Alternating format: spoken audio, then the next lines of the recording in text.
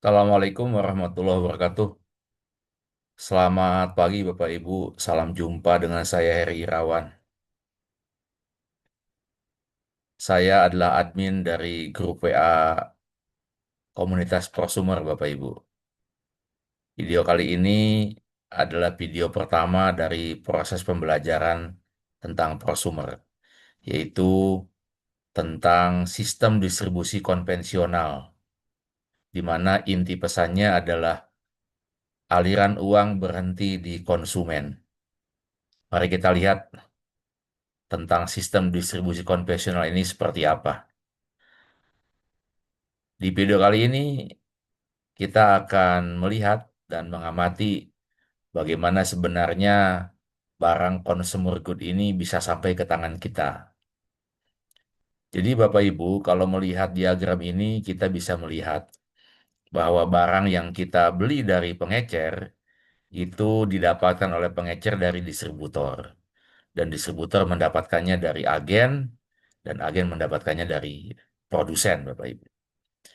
Jadi pangkal utama produk-produk consumer good yang kita beli di retail-retail pengecer itu berasal dari produsen atau pabrik di mana barang-barang diproduksi. Pabrik biasanya menjual dalam jumlah besar atau grosiran ke agen dengan harga yang paling murah. Selanjutnya, agen yang sudah mendapatkan penunjukan dari pabrik itu mereka akan membuat gudang untuk penyimpanan sehingga modal yang mereka perlukan juga cukup besar. Selain itu, untuk menjadi agen, kita perlu izin resmi dari pemerintah. Nah, kemudian agen ini akan menyalurkan barang-barang tersebut kepada distributor di berbagai daerah.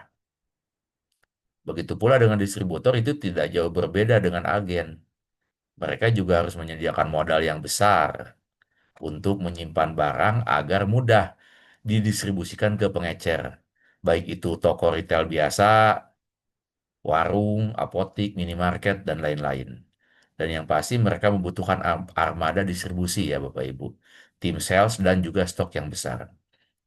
Artinya kalau kita mau bermain bisnis di level agen atau distributor, modal yang kita perlukan sangat besar. Nah, selanjutnya ini adalah rantai terakhir sebelum barang sampai di konsumen, yaitu pengecer atau retailer. Banyak toko-toko retail di sekitar kita ya, ada warung tetangga kita atau retail-retail terkenal di mana mereka membeli dengan harga lebih tinggi dari distributor. Lalu mereka mengambil margin kecil untuk setiap penjualan. Nah, barulah barang itu sampai kepada kita sebagai konsumen. Akhir dari rantai panjang ya. Kita membeli produk dengan harga eceran, tetapi di dalam harganya itu sudah termasuk biaya distribusi, biaya gudang, transportasi, iklan, dan margin di setiap level. Itu kita yang menanggung sebagai konsumen, Bapak Ibu. Ilustrasi sederhananya sebagai begitu. Misalnya, kita membeli barang di retail itu tidak sesuai dengan harga awal di pabrik, Bapak Ibu. Sebagai contoh ini, misalnya pabrik membuka harga nih untuk sebuah produk 10.000. Ternyata ketika barang ini sampai di agen, agen akan menjual kepada distributor dengan harga 12.000. Itu sudah naik 20%. Begitu pula selanjutnya distributor akan membeli dari agen dengan harga 14.400, ada kenaikan lagi 20%. Dan pengecer pun membeli dari distributor dengan harga 17.280. Dan akhirnya sampai ke tangan kita sebagai konsumen harganya sudah hampir 18.000. Nah, ilustrasinya sebagai berikut Bapak Ibu. Ini adalah diagram aliran uang dalam distribusi konvensional. Jadi kalau kita membeli barang harganya 100%, kemudian yang diterima oleh produsen itu hanya 40%. Sementara yang 60% ini didistribusikan kepada agen, distributor, pengecer, dan untuk biaya iklan. Nah, jadi untuk lebih mudahnya Bapak Ibu, Ini adalah tabel yang bisa kita lihat dan bisa kita cermati. Pertama, jika kita berperan sebagai pemilik pabrik, di mana kita adalah produsen barang, maka kita sebagai pabrik itu akan menerima uang dari agen, dari distributor, dan dari pengecer, bahkan dari kita sebagai konsumen. Jadi semua yang berada di bawah pabrik itu akan memberikan uang kepada pabrik, akan sampai ke pabrik. Sementara di bawah pabrik ada agen. Agen ini adalah pemodal besar, dia membeli stok yang banyak dan dia biasanya melayani wilayah yang lebih luas. Nah, dari mana uang yang dia dapat? Dia akan mendapatkan keuntungan dari distributor dan pengecer. Nah, berikutnya, distributor itu membeli barang dari agen dan dia mendapatkan uang dari pengecer. Pengecer akan menjual barang yang dia beli dari distributor untuk dijual ke konsumen, sehingga pengecer akan mendapatkan uang dari konsumen.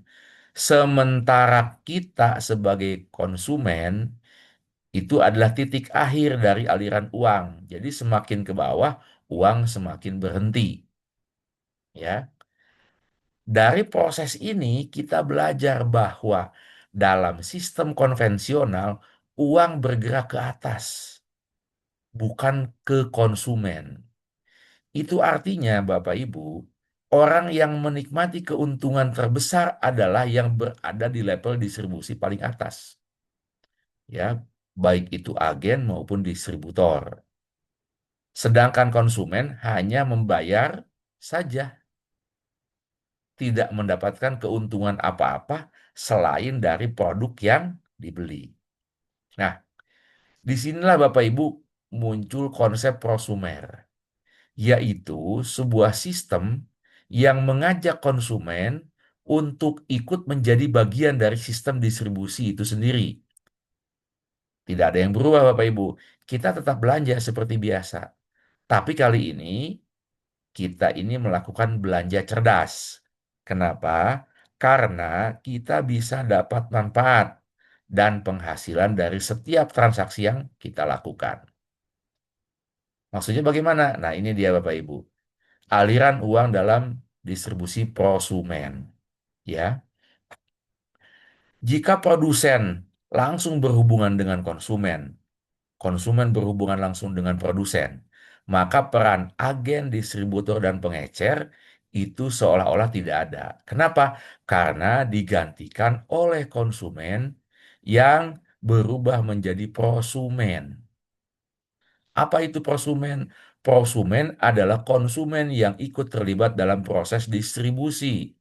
Sehingga jika produsen mendapatkan keuntungan selisih 60%, keuntungannya tidak diberikan kepada agen, tidak diberikan kepada distributor, tidak juga diberikan kepada pengecer, tetapi diberikan kepada konsumen yang aktif dan loyal.